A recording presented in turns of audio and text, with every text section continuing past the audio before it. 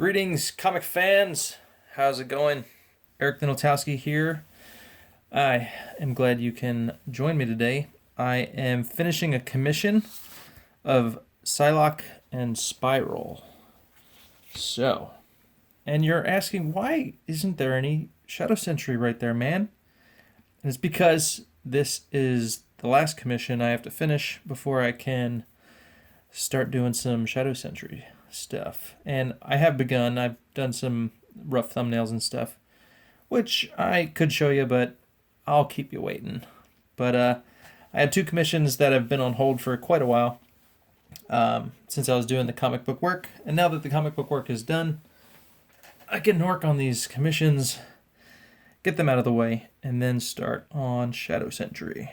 So, but I did want to stream some stuff. This isn't live, unfortunately. I still need to get Streamlabs set up on my, my tablet.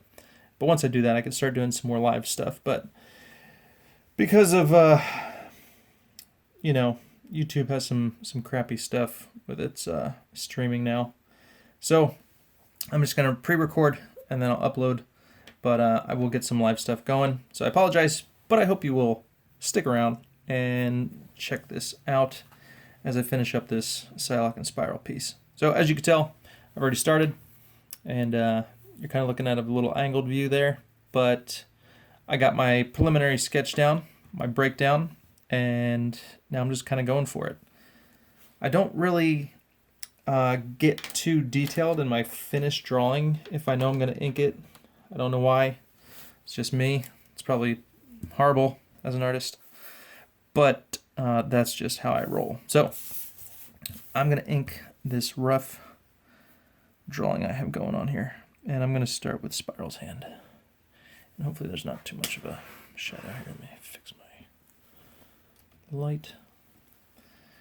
And here we go. I haven't drawn too much Spiral. I don't think I've ever drawn Spiral. So this is my first whack at doing Spiral here. So she's a fun character, though. Having 6 arms is pretty cool. I'd imagine it'd be very difficult to fight someone with 6 arms. General Grievous would be a good example. Don't you think? All right. Need a ruler. For a sword, gotta have a ruler. Where's my ruler?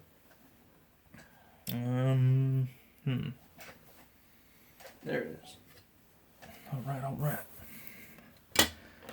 Trusty ruler. And as you can tell from my sketch, I'm way off on the placement there of that blade, which I can fix.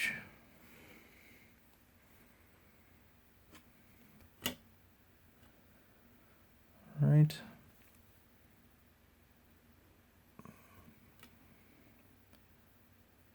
I always make the handle thicker and off center. Center there, so there's your blade. And then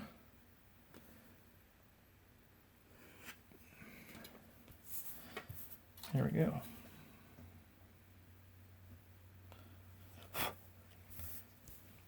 And I'll add a little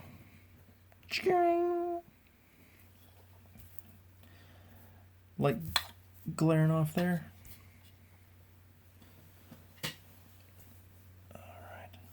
Oop, and I spit on my paper. Where'd you go, Eric? Okay. Watch the spittle, guys. Watch the spittle when you're drawing.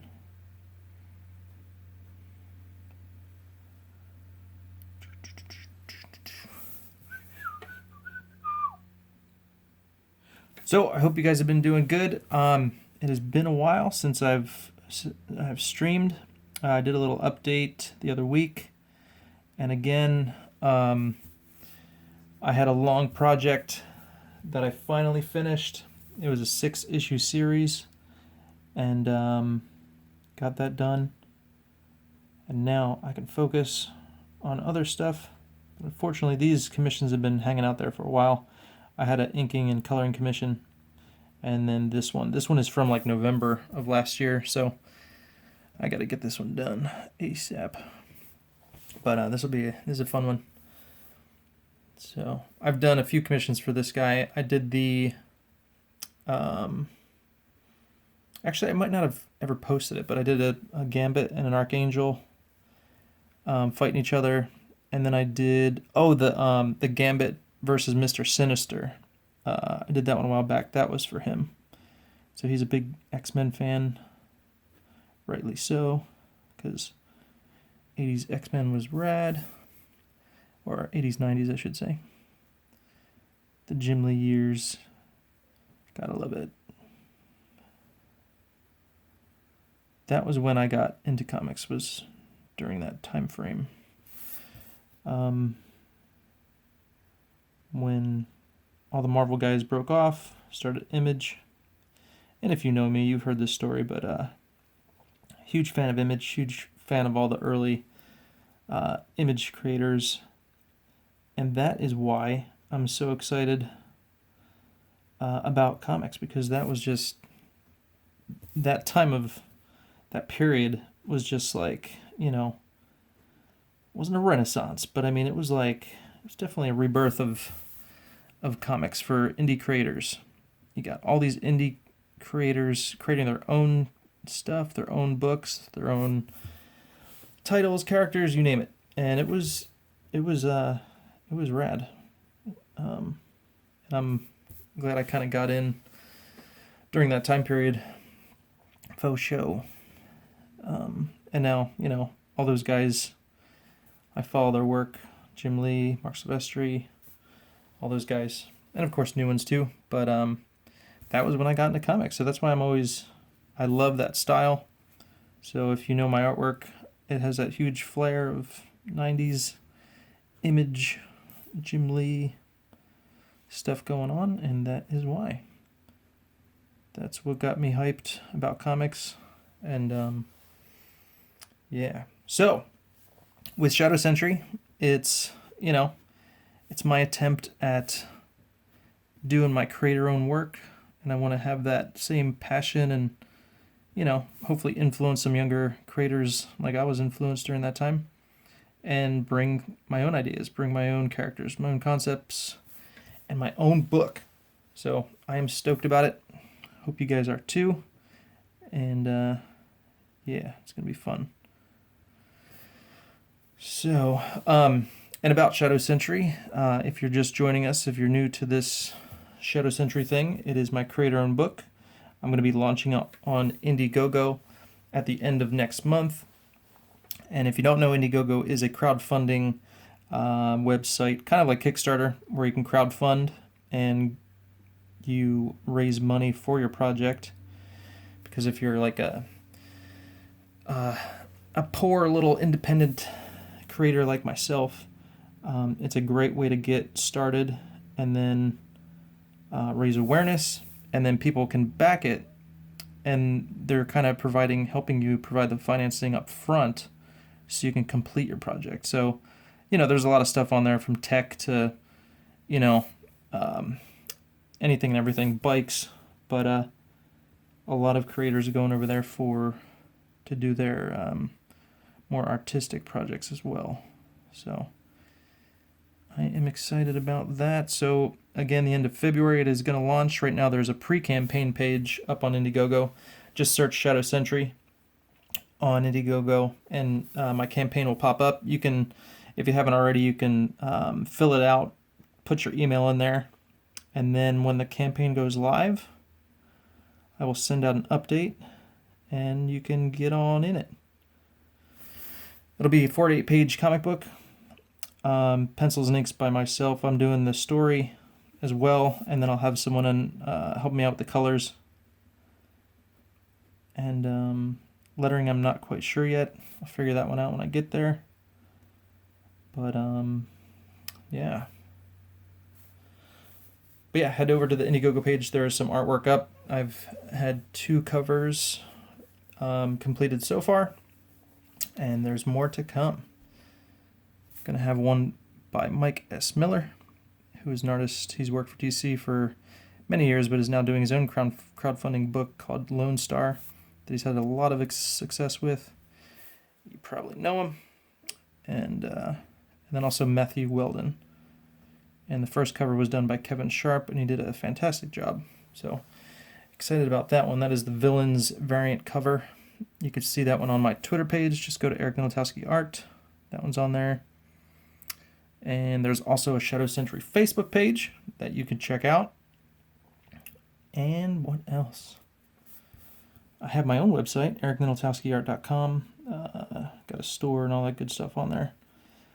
But yeah, and I'll be doing a lot more of these videos, drawing videos, and I want to do some like kind of tutorials for newer artists. So if you have any, specific things that you'd want me to go over, I could always cover those in a stream for you. One thing I would like to do is doing a breakdown, and then finishing it on the page. What is a breakdown, all that good stuff. So that's what I need to do coming up here shortly. I need my trusty ruler again. I'm going to ink this sword because it's in the foreground, and I don't want to overlap or cross over it by accident. So I'm going to get that out of the way.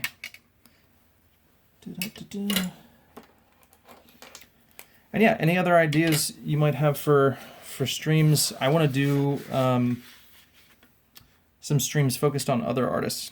One of the things I like to do is go back and read, old books, and if you're not familiar with the older, well, I say older, but any of the artists from the 90s, I'd like to do a spotlight series and hit on some of those creators like Mark Silvestri or Jim Lee, and kind of just go through their work. I think that'd be fun. And just kind of pinpoint different aspects of their work that have influenced me, how they do things, anything like that. So that's something I'd like to do.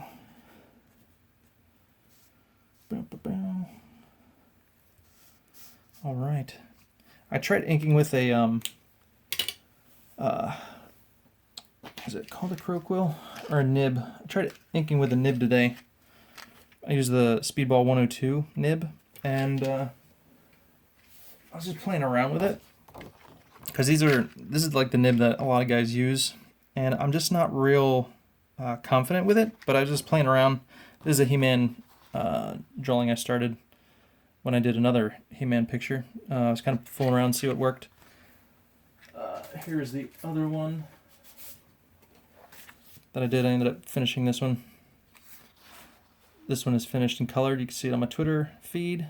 But so this one came out cool. This was another one I was doing, and you have the Castle Grayskull in the background. This is all inked with brush and microns. And over here you can see I used the nib today, just kind of playing around. It's very, very thin. And I kind of like what I can get with the microns, because like right here I use the nib, and I had to go over it a lot of times, in some areas, and then like the ink would dry up pretty quickly on me. I inked the leg with the nib. So I don't know. It's kind of, I did that stuff there. So it's something I'll have to play around with. I'm just not real comfortable with it yet, so it's not a step I'm going to take. I'm real comfortable doing, the microns and using a brush for my outlines, my holding lines, and all that good stuff. So, who knows? Maybe down the road I'll get better and I could do a stream with a nib. But for now, I'm going to stick to what I know. Micron pens are these guys here, if you're wondering. I have 0.005, which is the teeny tiny. Teeny tiny, it's like really thin, really small. And then you go all the way up to 8.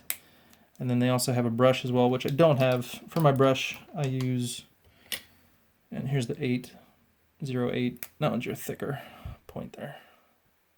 All right. And the difficulty I noticed when I'm working on this drawing is when I'm doing these thicker lines, I know I want them to be thick, so I use the brush because you can get, good thickness, good line weight with it, but the only downside is that you can't go super fast. So you kind of gotta hold it really steady. And these lines here aren't beautiful, but I kind of got what I wanted down on the paper. either way. It's kind of, it is difficult. So anyway, getting the thicker lines, I always use a brush for my holding lines, or else you have to use like the 0.8 and go over it a lot. But yeah.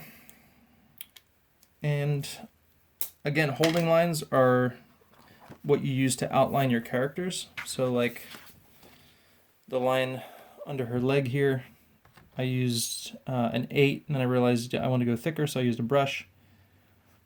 And then, but yeah, the holding lines are all the outlines that you're using around the figure. So that's what a holding line is. And you want to get thicker on the underparts.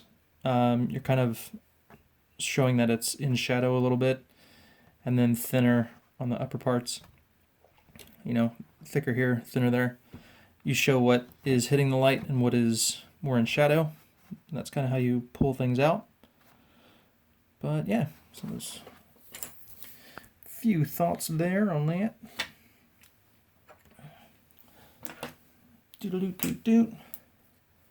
That's why I want to do some other streams with, you know, focusing on other artists, because then you can kind of get a feel for, you know, other artists, other inkers, how they do things, what works, you know, kind of go out why they do things, and then add it to your repertoire.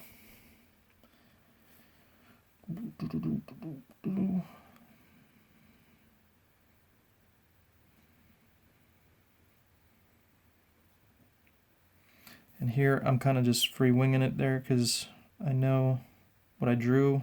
Her knuckles are really pointy, so I don't want to quite go that pointy. Hope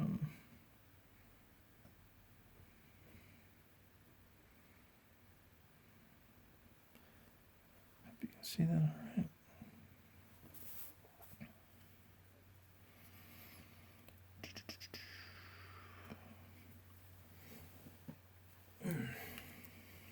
All right. And this size paper is 9x12. It's a Bristol board, 9x12. And because I'm working at this size, I use a ruler for a lot of things that I typically might not, because I have, you know, confidence. But working in the bigger size, I tend to use my ruler more if I don't feel like I could throw down a line without screwing it up. But I'm going to try this one. There we go. I got it. If you're not confident in your lines, don't be afraid to use a ruler. Inking is a lot about confidence. Because the lines you throw down, got to be confident with them. And then even your hatching and your cross hatching, when you're doing a lot of these lines, you want them to be uniform. And if you don't feel confident, throw down a piece of paper and just kind of practice. Because, you know, you just got to get comfortable with your hand, with the speed. And like, so I'm going to go dark to light. You know, and it's just a matter of doing that a few times on a piece of paper, just practicing and getting comfortable. And then after a while, you're like, yeah, I got this. And you can go for it. But, you know, you want consistency. You want a good, you know, pattern. You don't want some to be right next to each other and some spaced out and all over the place. So that there is just practice, getting comfortable. And, yeah. All right. Need this here. Already 20 minutes in. I don't feel like I've gotten a lot done. I feel like I talk too much, but I hope it's helpful for you. All right, just seeing if I need to go bigger. Go smaller. And to make sure I'm straight, there's the red lines going across there, so I'm kind of lining up with the sword. I know I'm straight.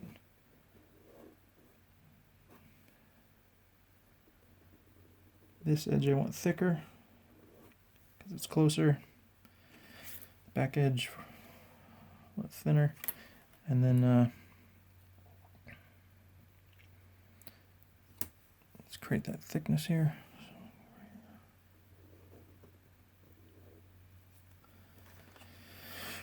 Boom. Okay, there's that.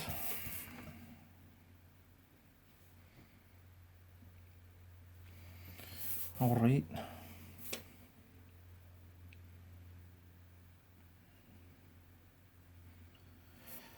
And then I'll probably do some kind of design in here just for effect. Let's go, do I go that way or that way?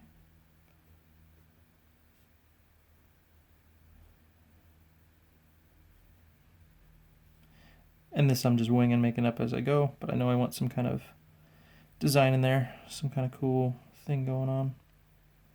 And then I'll just elaborate on that as I go. I'll come back in with I'm using the 5, so I'm going to come back in with something thinner and create a cool ornate thing on there. Now, so her arm is covered with this, you know, her uniform. I don't remember if it goes to her thumb. I don't remember. What do I want to do? Yeah, I'll go to her thumb and then over in between her second and third finger, something like that. All right. And again, when I get to her uniform, I know it's going to be different than the skin. So, you know, that's why I'm laying down all these. Oop, I'm getting a phone call. Hold on.